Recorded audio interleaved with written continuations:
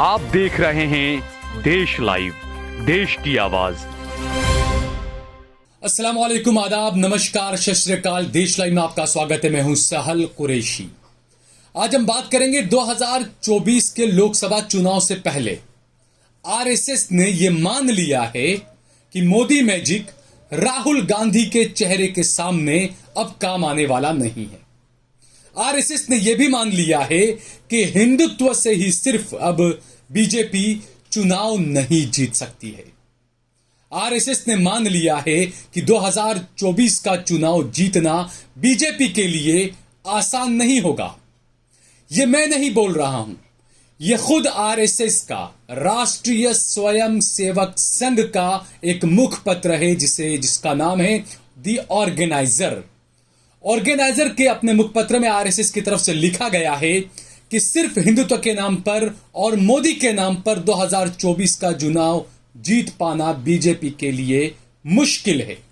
BJP को कुछ और भी करना पड़ेगा। अब ये कुछ और क्या करना पड़ेगा ये आप सोच सकते हैं।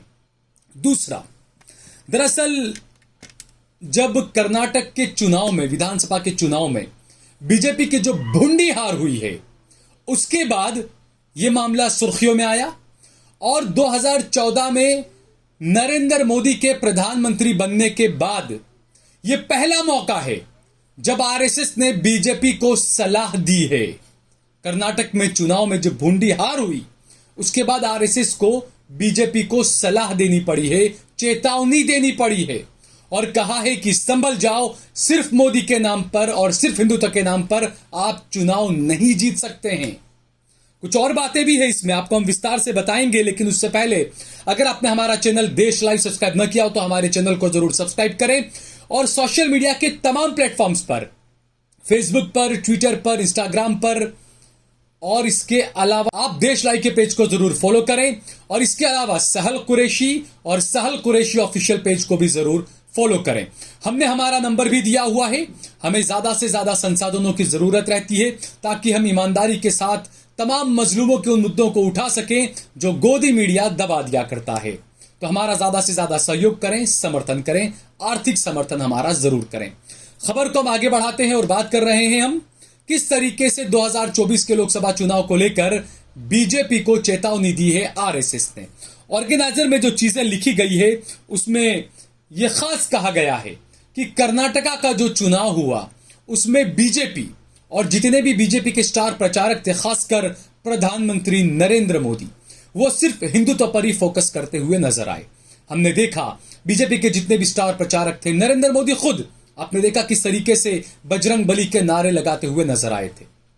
और अमित शाह मुसलमानों से रिजर्वेशन छीन कर हिंदू भाइयों को देने की बात कर रहे थे और कर भी चुके थे और उसी का वो चुनावी रैलियों में बात कर रहे थे।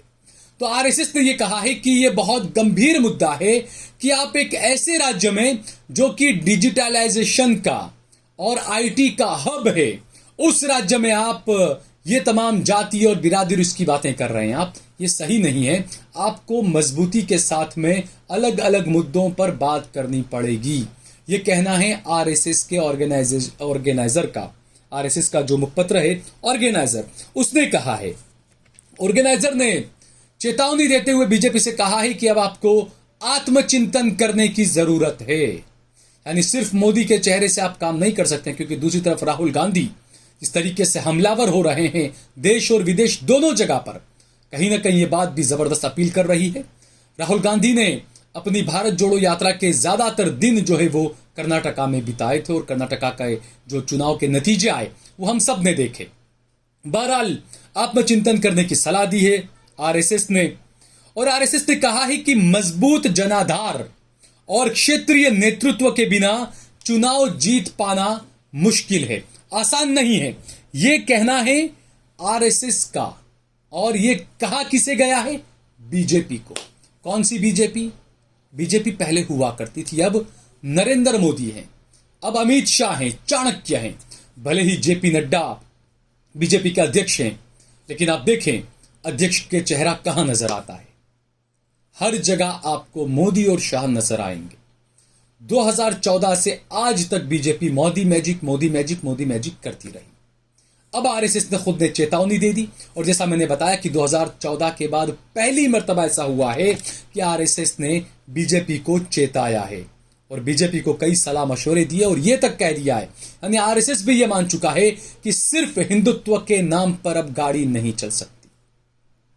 यह बात ठीक है, मैं खुद अपने कई खबरों में यह बात कह चुका हूं कि आप तसव्वुर करके देखिए 2024 के चुनाव से पहले पूरे देश का माहौल हिंदू हिंदू होगा।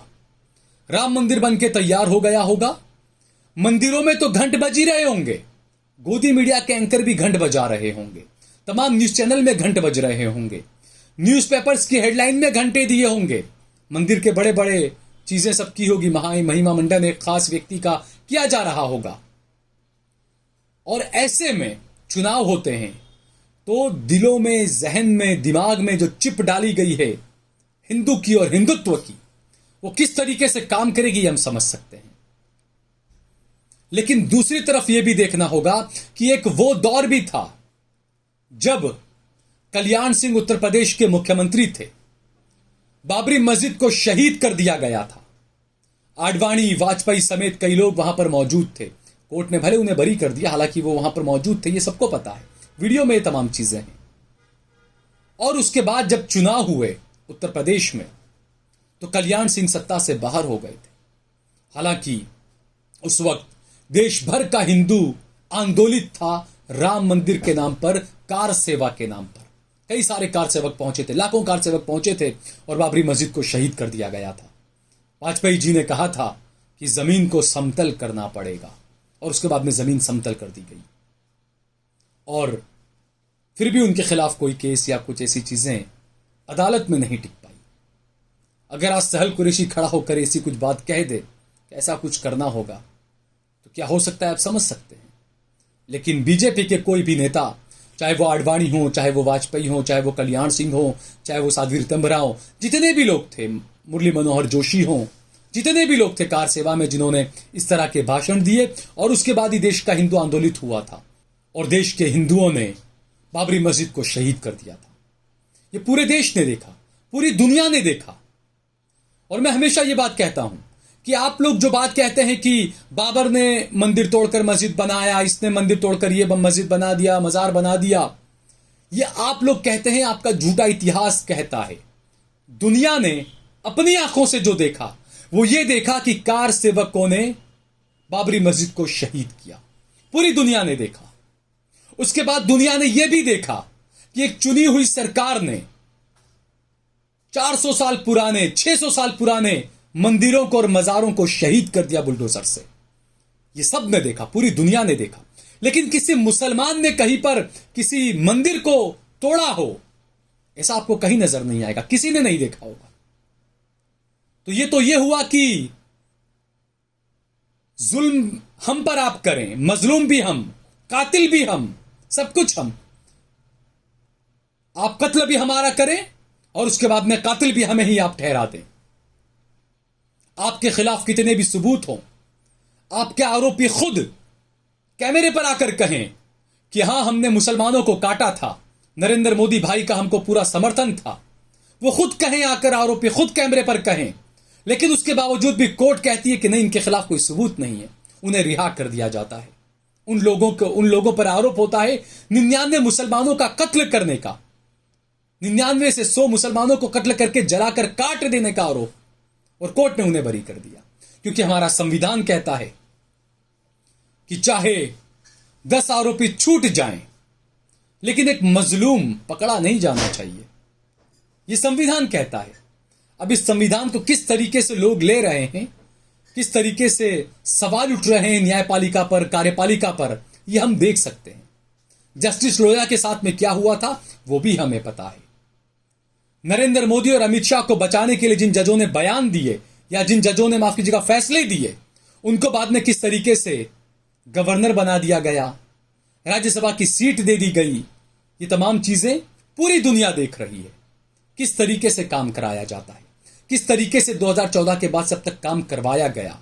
और इसीलिए आरएसएस को इस बात का एहसास हो चुका है कि ये तमाम चीजें ज्यादा दिन तक चल नहीं सकती। वो कहावत है ना कि बकरे की अम्मा आखिर कब तक खैर मनाएगी, बकरा ईद तो आनी ही है। तो ये आरएसएस को अंदाजा आ चुका है कि बकरा ईद तो आनी ही है, तो बकरे की अम्मा आप कब तक खैर मनाएगी। इसलिए बीजेपी को चेता दिया कि मोदी के अलावा भी आपके पास में कुछ और होना चाहिए। अब आप समझ सकते हैं, एक बुलडोजर बाबा हैं, योगी बाबा, काफी महत्वाकांक्षाएं वो भी लेकर चल रहे हैं।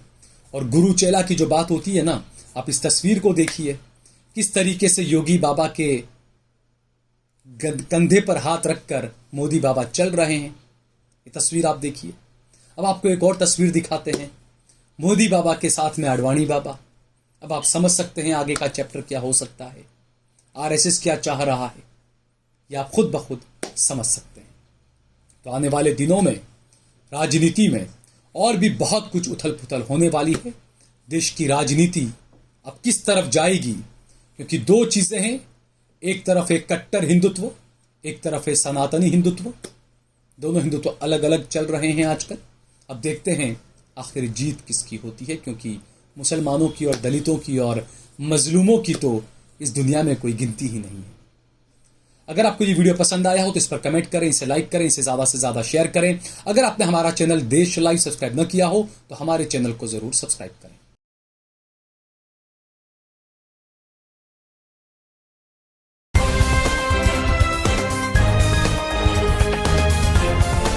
देश और दुनिया की तमाम छोटी और बड़ी खबरों के लिए हमारे चैनल को सब्सक्राइब करना न भूलें और बेल का बटन जरूर दबाएं।